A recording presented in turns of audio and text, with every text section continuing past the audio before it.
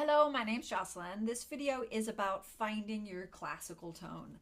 Each style has slightly different tones, and classical has its own tone, pop to me has its own tone, jazz has its own tone. The classical tone is a really specific tone with specific placement and specific space in the mouth.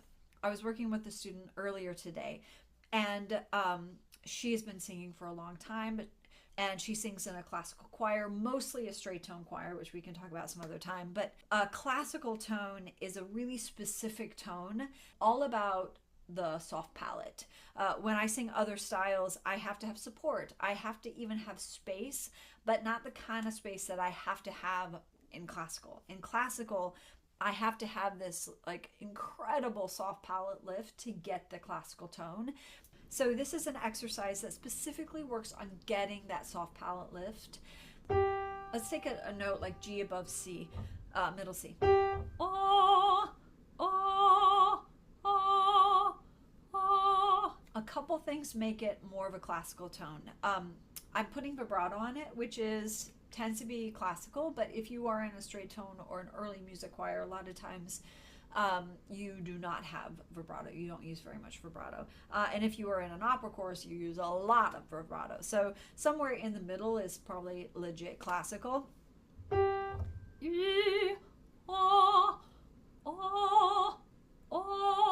One good way to practice is to take your breath and make it as big as possible. So the yawn feeling, oh, oh, oh.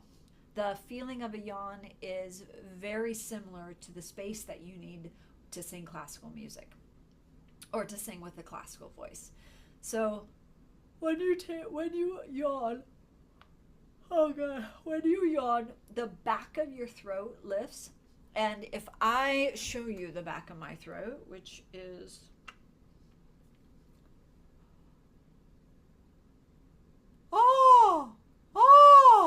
that's my soft palate lift. When you look inside your mouth and you see your uvula hanging and it's high, that's with your soft palate lifted.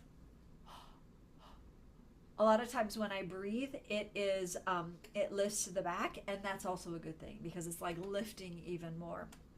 So when you sing, oh, oh, as opposed to, oh, oh, and if I take a pitch, oh, oh, soft palate lifted, oh, oh, soft palate down, oh, oh, soft palate lifted, ah, ah, soft palate down. So I can sing classical music, but if my soft palate is down, if I don't have that gigantic pharyngeal space that classical singers have, I'm not really going to sound typically classical. I'm going to sound more pop.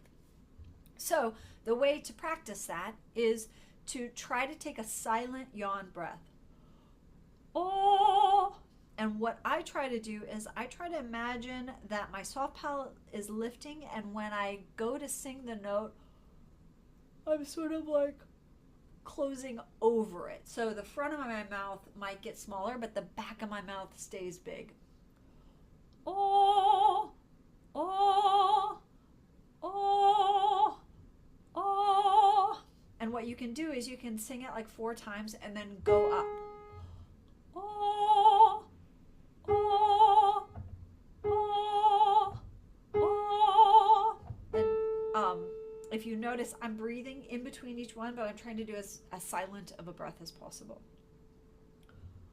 Oh, oh, oh, oh. Oh, oh,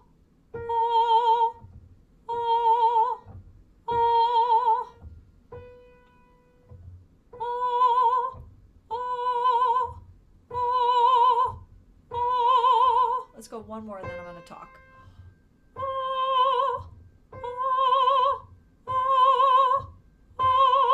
So right now we're at C above C. And for most female singers, this is your Passaggio. It could be one note off, but my Passaggio starts about B flat and goes to an E.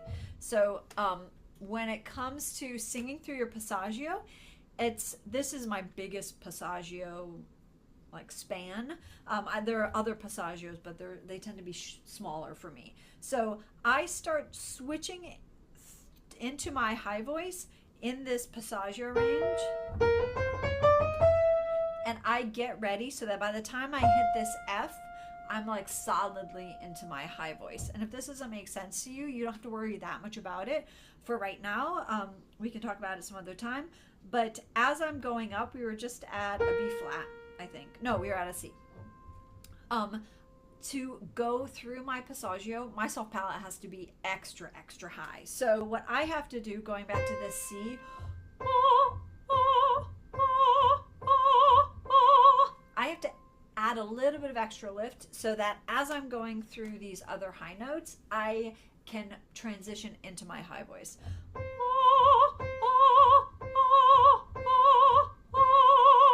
Then I go up, lift it even more.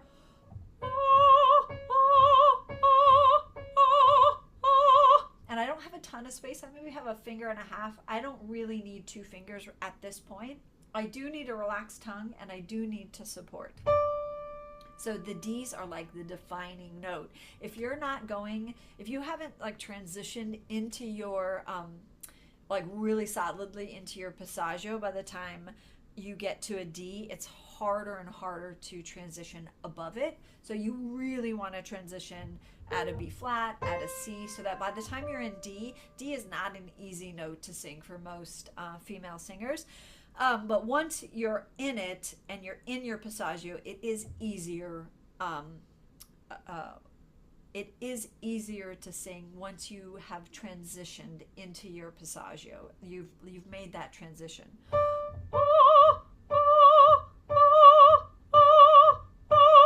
Without my soft palate lift,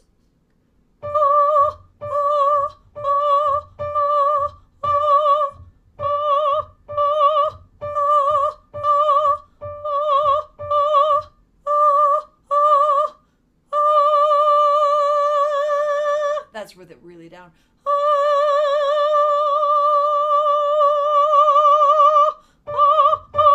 So when it's really up, I can easily go to the E flat, the E, the F, and then higher. If it's not up, it's really hard to like make it sound stable and also make it sound strong. Like a forte, when your soft palate is down on you have to sort of throat it. Okay, so here's the D again.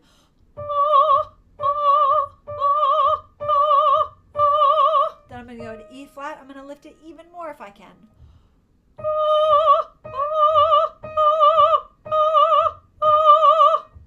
Here's the E.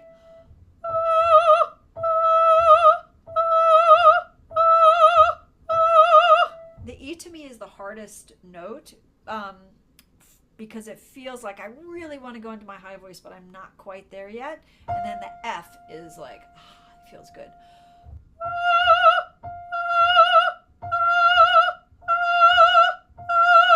And then I feel like, okay, now F sharp should be easy.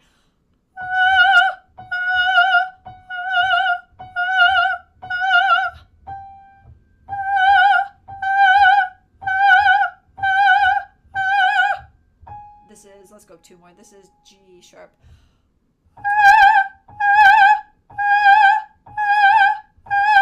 And here's your A.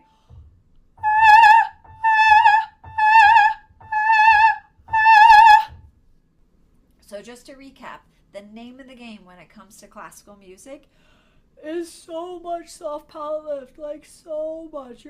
You feel like you're constantly lifting it. I mean, you get into the habit so it doesn't feel laborious after doing it so much, but especially when you're first starting to sing classical, it seems like you're always trying to lift your soft palate more. And it's not that it's going really that much higher, but what happens is as you sing, the soft palate gets lazy and it just drops more and more and more. So you have to be always like lifting it to keep it in the same place. it takes most people a while to figure out their classical voice, especially if they've been singing pop or musical theater. So just be really patient with it and know that it feels different than singing other styles of music. And it sounds different, and it's going to resonate in your head differently. So I always suggest recording yourself and hearing what you sound like in the room, because all of us have a different perception of our sound inside our head than we do than our voice sounds like in the room. Okay, so I hope that's helpful.